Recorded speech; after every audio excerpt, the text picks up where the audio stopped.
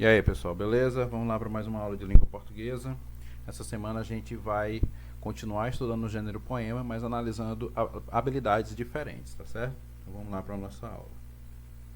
Primeiro passo, projeto de fluência. Texto: Rio de Janeiro, a capital do lazer.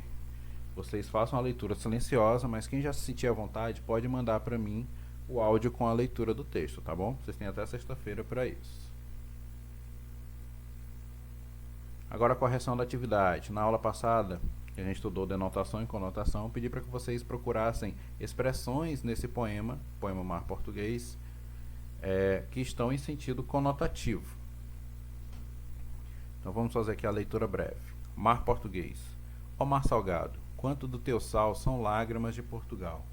Para por te cruzarmos, quantas mães choraram, quantos filhos em vão rezaram, quantas noivas ficaram por casar para que fosses nosso, ó mar.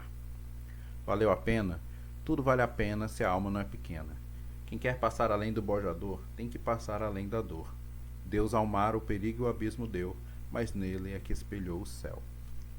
Fazendo aqui um contexto rápido, pessoal. Esse é um poema tirado do livro Mensagem, que o poeta Fernando Pessoa fala sobre a história de Portugal, né? Mas com sua visão particular sobre isso. Esse texto faz uma referência às grandes navegações, aquele momento histórico em que os portugueses se lançaram ao mar em busca de novos lugares, em busca de locais que eles podiam explorar, como o Brasil, né, que foi invadido pelos portugueses lá no ano de 1500. Aqui, pessoal, nós temos algumas referências interessantes, né?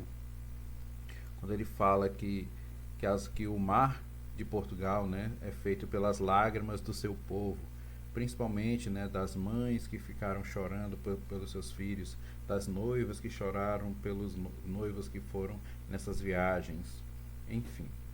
Então aqui nós temos algumas expressões em sentido conotativo. A primeira delas são justamente as lágrimas de Portugal, né?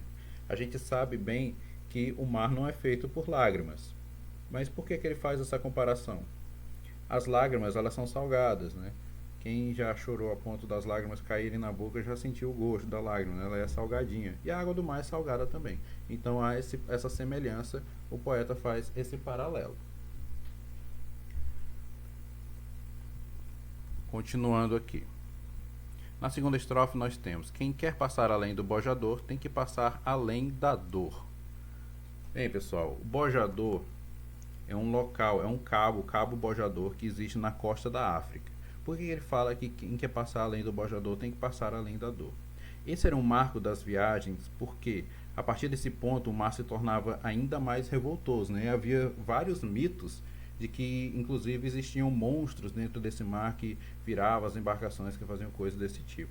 Então, quem queria avançar nessas viagens, quem queria passar do cabo bojador, tinha que passar da dor, tinha que passar do medo, tinha que abandonar tudo aquilo que tinha em Portugal, tudo aquilo que tinha em seu lar, para poder avançar, para poder conquistar esses locais que eles visitariam. Por último, Deus ao mar o perigo, o abismo deu, mas nele é que espelhou o céu.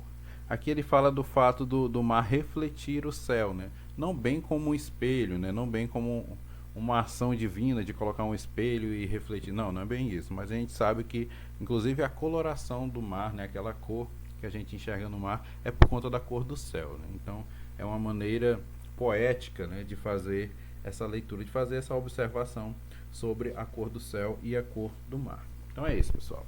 São essas as expressões em sentido conotativo, em sentido figurado. Partindo agora para o tema de hoje, eu trouxe para vocês dois textos do Manuel Bandeira para a gente fazer uma análise, né?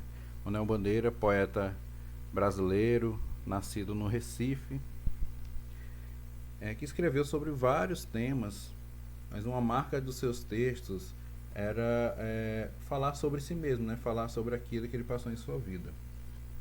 Então, nesse primeiro texto, ele fala de um lugar que é de fantasia, né? Um lugar que remete à mitologia grega, que é Pasárgada, que seria um lugar de sonho, onde ele conseguiria fazer tudo aquilo que ele gostaria, mas que por um motivo não podia. Vamos fazer aqui a leitura. Vou-me embora para Pasárgada. Vou-me embora para Pasárgada. Lá sou amigo do rei. Lá tem a mulher que eu quero na cama que escolherei. Vou-me embora para Passárgada. Vou-me embora para Passárgada. Aqui eu não sou feliz.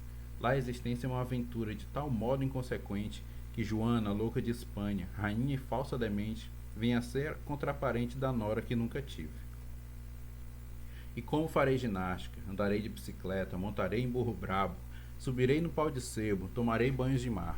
E quando estiver cansado, deito na beira do rio, mando chamar a mãe d'água para me contar as histórias que no tempo de eu menino Rosa vinha me contar. Vou-me embora para Passárgada.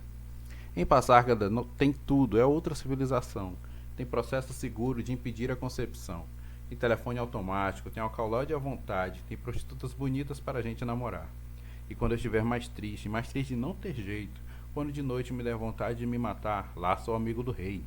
Terei a mulher que eu quero na cama que escolherei. Vou-me embora para Passárgada.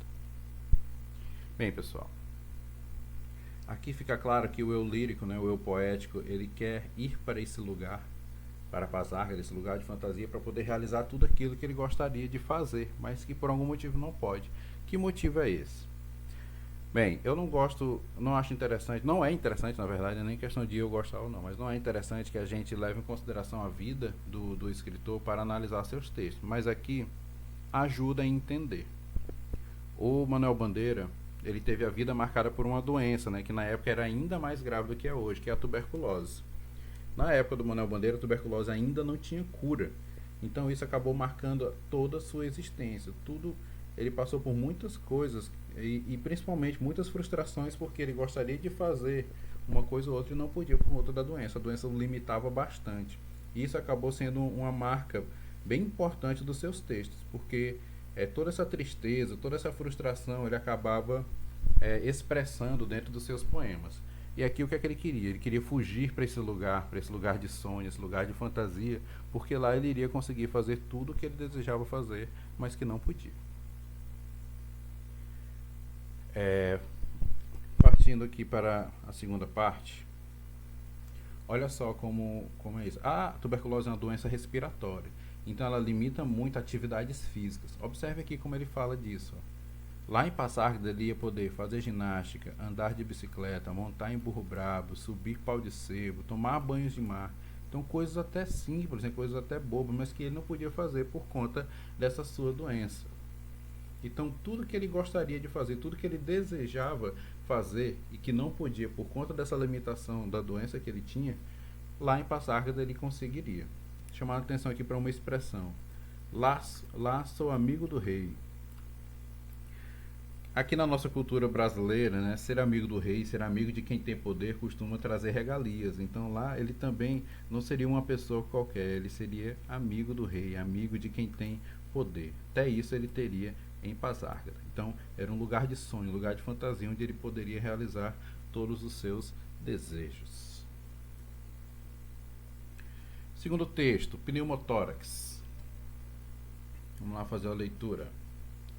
Febre, hemoptise, dispneia, suores noturnos. A vida inteira que podia ter sido e que não foi. Tosse, tosse, tosse. Mandou chamar o médico. Diga 33, 33, 33, 33. Respire. O senhor tem uma escavação no pulmão esquerdo e o pulmão direito infiltrado. Então, doutor, não é possível tentar a pneumotórax? Não.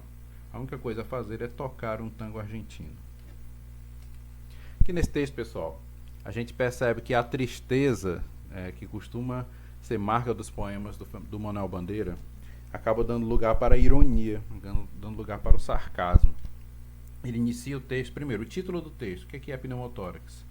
É um problema respiratório, né, que atinge os pulmões, e seria que ele trata como uma forma de tratamento para esse problema. Na primeira estrofe, ele fala aqui, febre, hemoptise, dispneia, suores noturnos. Tudo isso aqui são sintomas que ele estava sentindo, e por isso ele acaba chamando o médico. Essa frase, esse verso, o segundo verso, a vida inteira que podia ter sido e que não foi, ele é muito forte, muito marcante, porque novamente faz referência à doença que o acometia. Lembrando, tuberculose é uma doença respiratória, justamente do que trata o texto aqui. A vida inteira que podia ter sido e que não foi, ou seja, tudo aquilo que ele gostaria de fazer, que ele gostaria de ser, né, eu gostaria de ter feito em sua vida, mas que não pôde fazer por conta dessa limitação, por conta da limitação da doença que ele tinha. Então, na segunda e terceira estrofe, nós temos o diálogo entre o médico e o paciente. Aqui é o médico auscultando o pulmão dele, né, pedindo para ele repetir 33. No final, temos o diagnóstico. O senhor tem uma escavação no pulmão esquerdo e o pulmão direito infiltrado. Então ele pergunta, não é possível tentar esse tratamento, o pneumotórax? E o médico responde ironicamente, não. A única coisa a fazer é tocar um tango argentino, ou seja, não havia nada a fazer. Não havia nada a fazer, somente se conformar. Lembrar de um detalhe importante, a tuberculose hoje em dia tem tratamento. É um tratamento até longo, dura 6 meses, mas a pessoa consegue se curar dessa doença. Mas até meados do século XX, a tuberculose não tinha cura. Quem pegava tuberculose fatalmente acabava morrendo. Na época do Manuel Bandeira, ele morreu, se eu não me engano, em 68, ele já havia tratamentos que conseguiam prolongar a vida da pessoa, tanto que ele foi morrer já com mais de 80 anos. Mas ainda não havia uma cura. Em épocas mais antigas, século XIX, por exemplo, era decreto de morte. Quem pegava tuberculose acabava morrendo fatalmente. Há histórico de poetas brasileiros que morreram com 20 e poucos anos por conta dessa doença. Então, quando ele fala que a única coisa a fazer é tocar um tango argentino, que não havia o que fazer. Contra essa doença não havia muito o que fazer, né? A não ser alguns tratamentos que pudessem prolongar a vida da pessoa, mas não resolver a questão. Então o que fazer? Tocar um tango argentino. Por que logo um tango argentino? É um estilo de música marcado pela melancolia, marcado pela tristeza. Então, aqui novamente volta para o tom de vida que permeou toda a existência do Manuel Bandeira e que isso acabava sendo refletido em seus poemas também. Então, pessoal, era isso que eu tinha por hoje. Para a gente finalizar, nós vamos fazer a atividade lá no livro didático de vocês, páginas 48 a 52, está o texto. Um trecho do poema Morte e Vida Severina, de João Cabral de Melo Neto. A atividade está na página 53, viu? Itens 1, 2 e 3. Não precisa copiar as perguntas, só precisa responder. Tá certo, pessoal? Então, encerramos por hoje. Até a aula de quinta-feira. Até!